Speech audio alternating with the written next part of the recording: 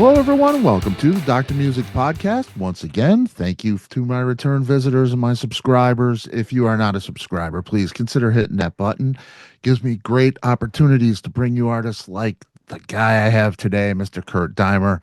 Apart from being a musician and songwriter, Kurt is an actor and film producer as well. His latest feature film called Scared to Death. And in 2018, he faced off against one of the most infamous villains in motion picture history, in John Carpenter's Halloween. Who doesn't want to get killed by Michael Myers, right?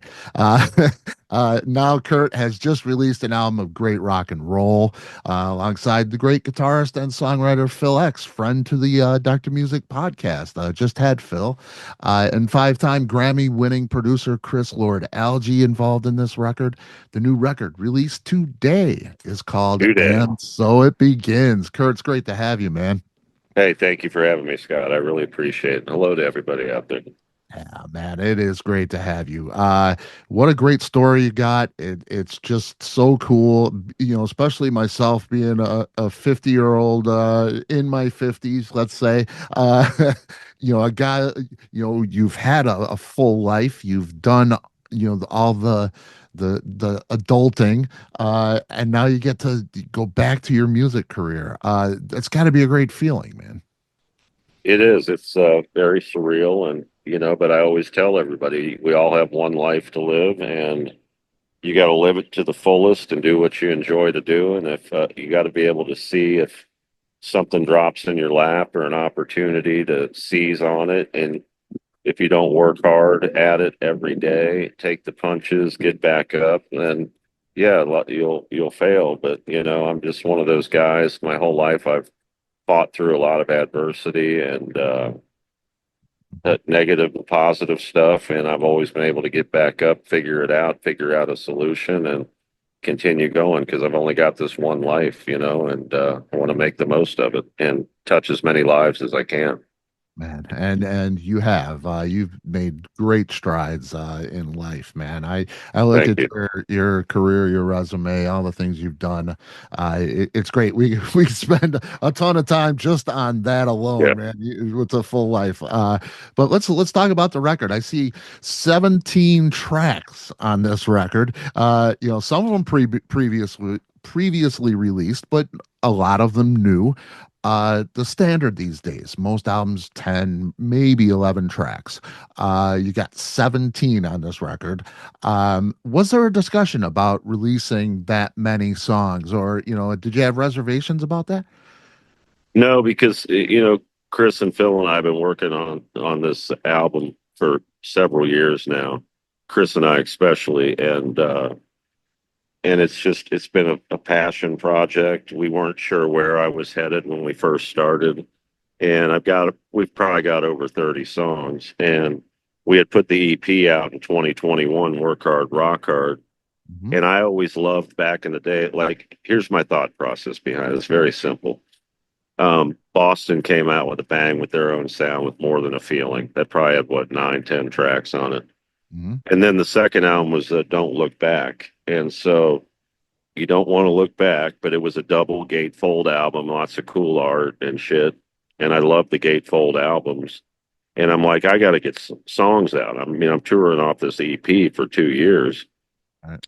and I wanted to just set up the foundation, the beginning. And we handpicked the songs we wanted to come out on this album. Some were out originally, like Back of the School, you said, or Burned Together with Geoff Tate. But like Only Time Will Tell on the album now is I'm singing it. I mean, I've evolved. I'm singing more now that I've gotten back into it, and I've got my vocal cords where I need them to be than back in the day when I did more talking. So, but I still like to keep that blend because it makes me unique and not sound like everybody else. So Yeah. that's why we did it. And there's heroes. Even got Dax Nielsen on the drums, Rick Nielsen's son.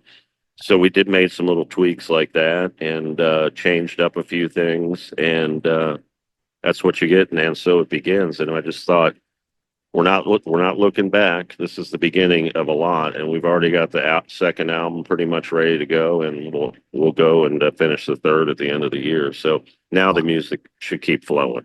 Man, that is just great news, man. Because I see the 17 tracks and I'm like, well, we might have a little bit of a wait for the next one because that's a lot of music to put out. And then, now we got, the second one No, done, the it's third time. Time one. is of the essence. Yeah. It's not like I started doing this again in my 20s. So, Yeah, I was gonna say you're slightly older than 20 something. Your story in a the Reader's Digest version. First band at 20 years old, a lot of partying, cleaned up, graduated college, got married, had 3 kids, started your own oil company, yeah, Starfire. yeah. And that led to acting. Right there, in those, in that 10-15 seconds is a full life, my friend. Oh, yeah. It's a It's lot. crazy. It's crazy. Um, the you find a guy named Ben Trexel. This was major for you to get back into music, wasn't it? A Yeah. songwriter. Tell me about Ben and meeting him, and the songwriting you did, and how you got back into music. Yeah. Well, after I did Trading Paint and Halloween in 18, then I ended up going down to Alabama, getting some other roles in movies. And I was at Kevin Wayne's studio, who stars in Hellbilly Hollow with me. He's been acting his whole life. He plays my brother Tickles, and I play Bull, and we're fucking nuts. But anyway, so I was at his studio, and the guy said, "We've got Ben Trexel, who's been working on some songs that our other friend was writing lyrics to." And they were cool songs, but Ben just he sings, just the way he sings, and it's just kind of plain. And I did not meaning any disrespect. And I just told him, look, I got a different kind of voice, so I used to sing like this, and let's see what we can do. And it kind of all started there. And then I kept writing lyrics. He kept putting riffs together, like "Burn Together's" me and Ben, "What You Saying's" me and Ben, "Fight" is me and Ben. Um, I said "Burn Together." Big Toe is me and Ben. So there's a lot of that influence, and a lot of that was taken to LA as a demo in 2020, and that's where Chris Lord-Alge, by chance when COVID started, said, I'll remix this for you." Then him and I became great friends. Then Ben wanted to do a cover of "Have a Cigar." I didn't want to. Chris said, "No, this is the way we're going to do it. It'll be cool as shit." And that's kind of how it all snowballed, just starting with Ben, and then Phil X and I meet, then we start writing together. Then we start Oh, tweaking songs Ben and I did. So it's been quite a process. man, and I mean, you're surrounded by you know top notch, top shelf, genius guys, man. Phil is just an amazing writer, amazing guitar player. Chris, just Grammy winning producer. Beyond that, he's just incredible.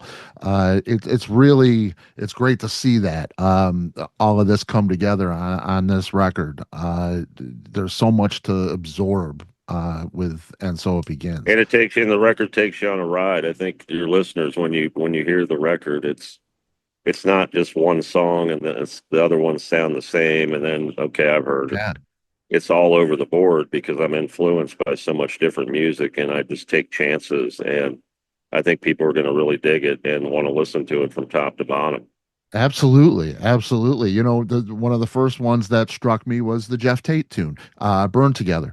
Uh, his voice, of course, inimitable. It's just when he chimes in there, man. It just it's just such a great other dimension. You guys really paired well together. Uh, Tell me about that song and getting Jeff in there. Did you have Jeff in mind when you wrote the song, or did you No, pick that song specifically for him?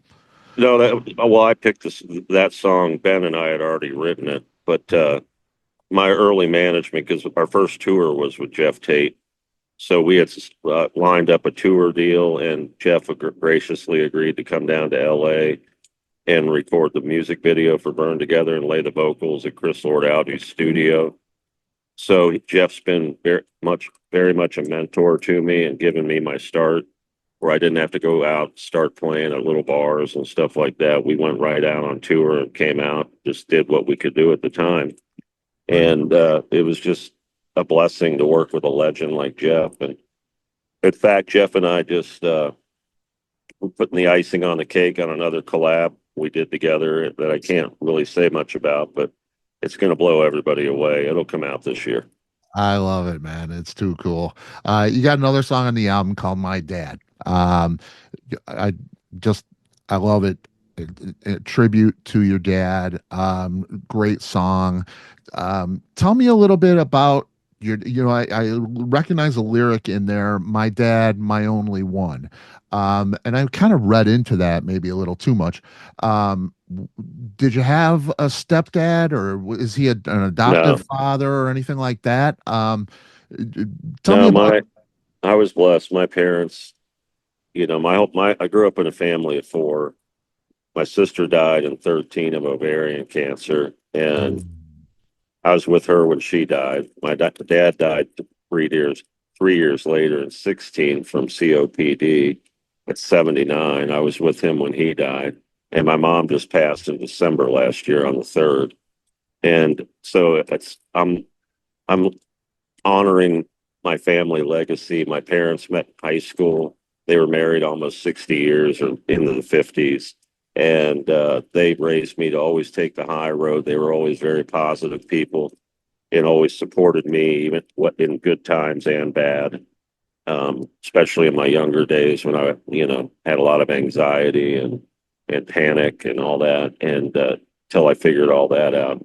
So I was wanted, it hit me a couple years later after Dad passed, and I'm out on my deck in Ohio at my studio, and I wrote that song in 10 minutes, and it's literally what the thoughts I needed to release to share with my dad, and it just came out. That's the one song I've never changed a lyric in. The original lyric, I sent it to Ben. Ben did the original guitar and stuff on it, and then Phil and Chris just took it to a whole other level. And I'm proud to. I can't release that enough and put it out every Father's Day because it'll touch a lot of lives and hopefully help a lot of other people in the world through grief they experience.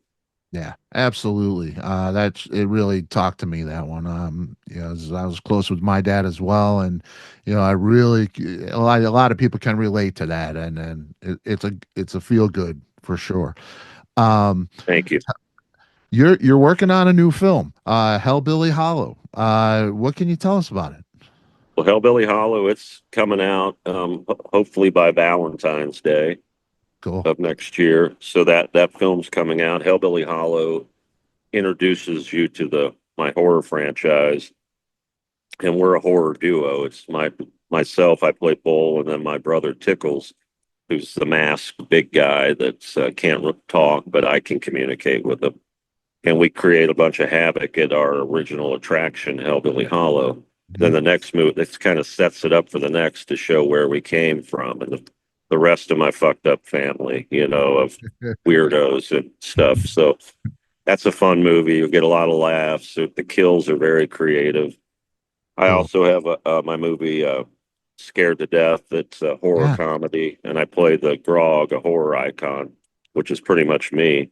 But I've been in all these movies in the past, and I mean it's really fun. And I star alongside Bill Moseley, like from The Devil's Rejects and Mhm. Texas Chainsaw, and Lynn Shay from Insidious and Kingpin and Something About Mary. So we had a lot of fun filming that. It's a great ensemble cast. So that should come out hopefully this fall. And I just shot a movie in February called A Pandemic Sex Party. And it sounds weird, it's catchy, but the reason I did it is I said, I'll do it, but I want to be the next Michael Myers or Jason. So I'm the new killer, the Right. next Art, and I'm the rancher. So, and I'm the mask and all that. And I just brutally kill these degenerates that are ruining the way the world is, with all the bullshit we're dealing with now. So Yeah. that's Pandemic Sex Party. That'll be a franchise. And at the end of this month, I'm going to go shoot Relapse, which we're bringing awareness to fentanyl and how it's killing our young people. And I'm the rock star dad of the main character. And she's my daughter, and she's struggling with addiction and fentanyl. And we're gonna, help give money to the charities and all that with that. So, It's a so beautiful. I'll have four movies coming out over the next year, and then I've got another one on project I'm looking at that could be really huge too. So, Man, oh man, Kurt, you're a busy guy, man. yeah, It's so yeah. great, and I love it. Ever consider writing music for films? They're like Oh yeah. scores and stuff. Oh, I would love to. Yeah, But I also, I think a lot of my songs could be in a lot of TV shows and a lot of movies and stuff. So we're going to yeah, start doing that marketing as well. And I like Scared to Death. I wrote the theme song for Scared to Death, and cool. it's a badass song with Chris Lord-Alge. And so I do all and Doom. It's in the movie Hellbilly Hollow, and it's on the album. Yep. So, but yeah, oh, Well, Roy Mayorga did the score for Hellbilly Hollow of Ministry, the drummer in Ministry. yeah. So, Yep. Awesome, man. Awesome. I got one more for you. I see your pictures. I see the videos. I see a lot of ink. A lot of tattoos. I love asking about them. I see some dates. Probably the kids. Your three dates on you. I see fight. I see love. I see be kind. I see a lot of things. Is there one that means the most to you? And what was your first? um, well, my first one was the cross with my kid's initials in blue on it on my right arm. And then the bald man, because I was bald man at the beginning, is that big black blob on my left arm. And then probably the one that means the most is I have a tat. I don't know if you've seen it, the tattoo of my mom and dad coming down the aisle after they got married. That, Ah, that's up on my upper right arm and probably the whole top of my arm. And then my dad's one on the other side of the day and time my dad died, you know. So those are mhm, the two most important ones to me.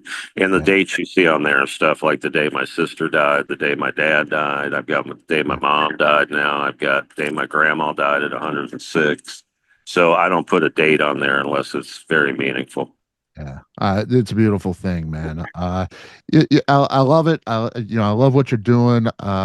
Thanks so much for your time. I know you're so busy with all this stuff, man. It means the world to me that you take the time to talk to me. I appreciate it, man. Well, always, always, man. We're all in this together, and I appreciate you having me on the show. And hopefully, we'll get more new fans. And just have it. If you want to buy the double album is dropped now everywhere digitally, but it's Yep. coming out on double vinyl, gatefold, CD, and cassette. And you can go to DEIMER.com and find everything you need to know about it. Pre-order it, all that. We're having collector's edition too, a colored vinyl. I love it, man. There'll be links. There'll be links to the videos, links to buy the album, all that stuff. You're with Steel Panther and Buck Cherry now. You're going to be with Tesla in a bit, right? Yes, yeah, we're going to be with Tesla in June. It's so great, man. Yeah, check him out on the road. Kurt Deimer, man. I appreciate you, sir. Thank you so Yeah, much. and our website has all the tour dates too and stuff. So Yeah, Tesla will yeah, be in June. cool. But I hope to see you, man. thank you so much for having me. Come on out anytime. Let me know. And everybody out there, peace and love. Check Oh, out Kurt Deimer. Appreciate you guys. absolutely, man. All Thanks, right, Kurt. Take thank care, you, buddy. brother. All right, see you, man. Bye.